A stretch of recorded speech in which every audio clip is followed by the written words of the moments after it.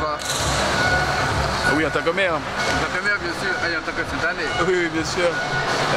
Oui, en tant que citoyen, non, c'est pas le premier maire en tant que citoyen, c'est en tant que maire. Mais non, ce qui m'a marqué, c'est la belle victoire déjà, hein. Premièrement des garçons, parce qu'ils ont vraiment bien déroulé le premier match. Le deuxième match, c'était effectivement plus disputé, c'est normal. Bon, concernant les filles, en fait, l'expérience l'a emporté. Parce qu'il y avait la jeunesse en face. Les deux premiers matchs, on a vu le dernier quart d'heure, effectivement, elles se sont laissées un petit peu endormies. Mais on a bien vu qu'au troisième match, justement, c'est dans le dernier quart d'heure qu'ils ont enfoncé le clou. Bon, donc on voit bien que effectivement l'expérience l'a porté. C'est vrai qu'il y avait en face une belle et jeune équipe de Zayen là, évidemment très prometteuse, mais c'était quand même deux très beaux matchs. Alors c'est vrai que je crois que c'est la première fois que les deux équipes remportent le championnat, enfin les garçons et les filles en même temps, hein, je crois. Hein. Non, pour partir sur la métropole, c'est la première fois, mais c'est la deuxième fois. La deuxième fois, d'accord, ok. Donc je crois que c'est un bel exemple quand même pour notre jeunesse. Et puis bon, évidemment, toutes les félicitations bien évidemment aux joueurs, aux coachs et à l'encadrement, hein, parce que c'est vrai que c'est une saison qui se termine, ça veut dire qu'il fallait quand même assurer durant toute une saison. Lorsqu'on arrive au playoff, c'est vrai qu'on a beaucoup de monde autour, mais lorsqu'il faut assurer durant toute l'année, et surtout aussi, il y a aussi les jeunes, hein, parce qu'il ne faut pas oublier les jeunes qui sont arrivés en finale. Et je leur transmets aussi toutes nos félicitations. Je crois que l'avenir, il y a encore beaucoup à faire. Et lorsque je dis encore beaucoup à faire, c'est surtout pour encore porter le flambeau plus haut du handball à Saint-Anne. Justement, la transition est bien tombée, président, sachant que dans moins de 10 jours, les filles et les garçons iront à défendre justement ce titre de championnat de les finalités. Oui. La mairie, vous serez là encore une fois de plus pour les accompagner?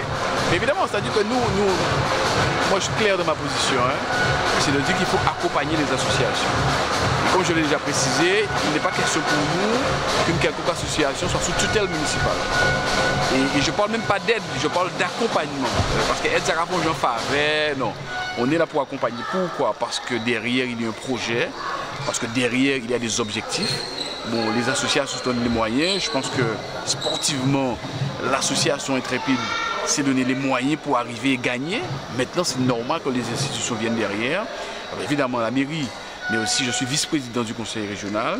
D'ailleurs, on m'a déjà remis un dossier pour pouvoir faire en sorte assez rapidement, dès demain, bon, je passerai à la région pour cela. Bon, évidemment, il y a la continuité territoriale, bon, ça c'est tout à fait normal, hein, c'est compris dans l'accompagnement, mais aussi de façon exceptionnelle, parce que c'est quand même les deux équipes qui ont gagné, donc il faut voir au mieux comment aussi la collectivité régionale va accompagner. Donc les institutions sont là tout naturellement pour accompagner, parce qu'il y a du résultat, tout simplement.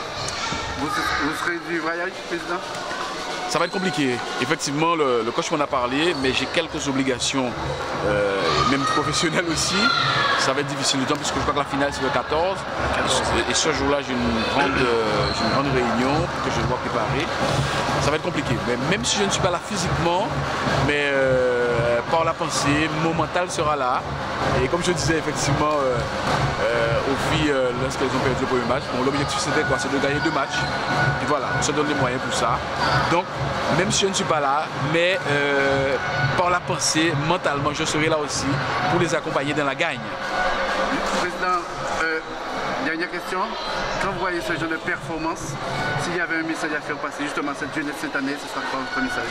Mais c'est l'exemple. C'est l'exemple parce que c'est quand même la gagne, c'est la victoire, c'est le travail, c'est le résultat, c'est le goût de l'effort. Donc forcément, il faut que ça puisse servir à la jeunesse d'une manière générale, quelle que soit la discipline. Donc c'est vraiment de prendre exemple sur cette volonté de vouloir aller plus haut. Bien évidemment, c'est comme ça, hein, lorsqu'on est dans la compétition qui est saine, il faut gagner, il faut perdant. Bon, mais là où tout le monde gagne, c'est le fait quand même d'avoir eu le goût de l'effort, d'aller au bout de soi-même et de donner le meilleur de soi-même. C'est ce qui est important dans la vie, c'est de toujours donner le meilleur de soi-même.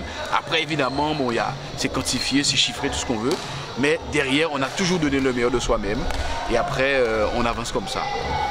Merci, monsieur le maire. Je vous en prie. Coach, le tournoi de la partie ce soir, ça a été la blessure du gardien? La volonté d'aller chercher cette victoire. C'est la volonté d'aller chercher la victoire. Le tournant du match, on peut dire que la blessure de la gardienne, c'est une culite. Psychologiquement, ça booste un peu les joueuses. Le tournant du match, c'est aussi surtout par rapport à l'aspect physique. C'est au niveau de la fraîcheur physique. On a très bien récupéré.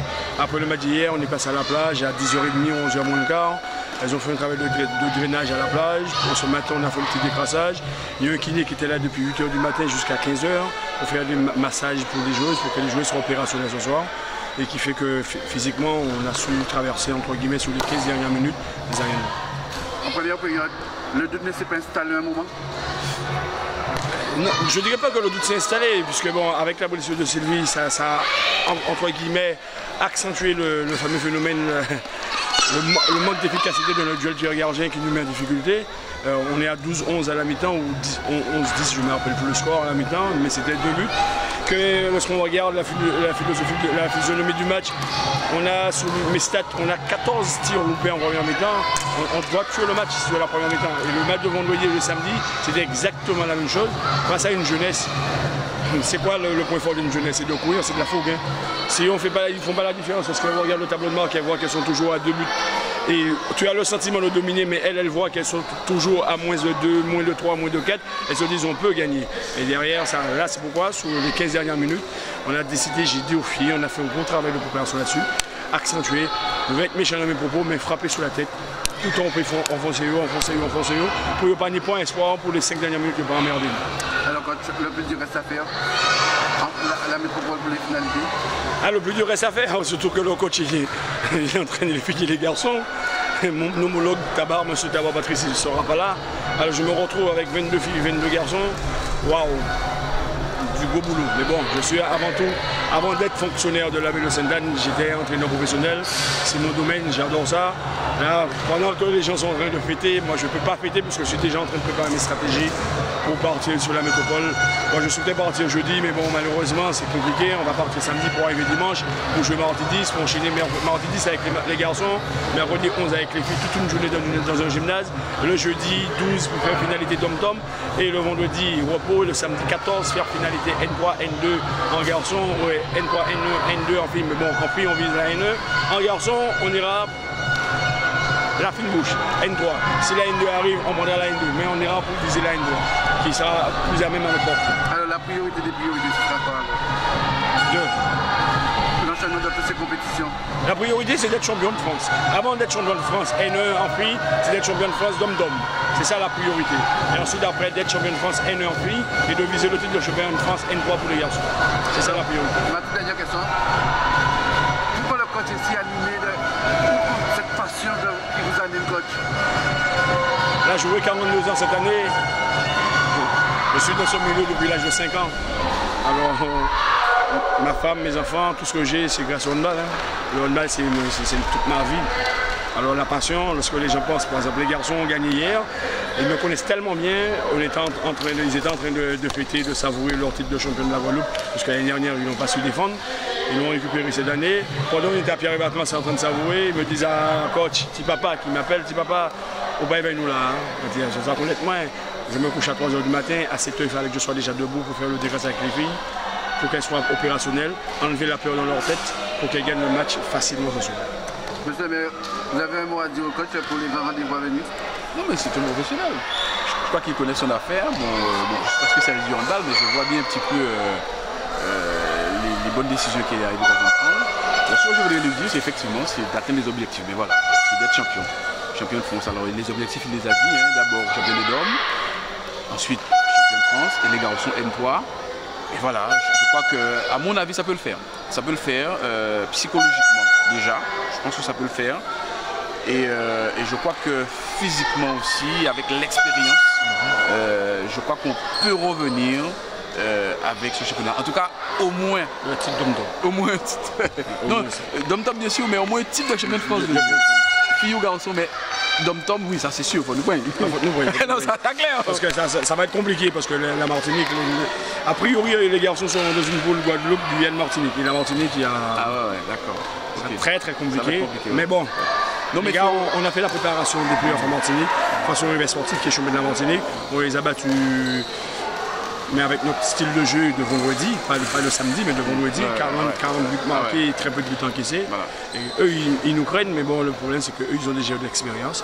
Mais bon, les gars, ils sont disponibles, ils sont prêts, ils sont motivés. Les joueuses, elles devaient arrêter cette année pour la plupart, 70% du groupe devaient arrêter. Elles ont décidé de faire une dernière saison pour viser le titre de champion de 3e, parce que l'année dernière, on a terminé vice-champion de N1 à 2 buts. Alors cette année, on pense qu'on peut le faire. Non, mais il faut. Alors là, la motivation y est de deux côtés. Oui, après 13 ans de champion d'affilée, je pense que c'est une bonne récompense.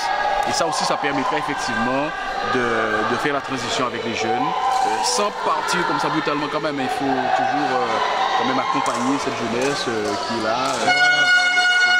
Je pense qu'elle demande aussi à s'exprimer, c'est sûr. Bon, mais il faut, l'objectif là, c'est ça. Il faut remporter ici. Moi, j'y crois.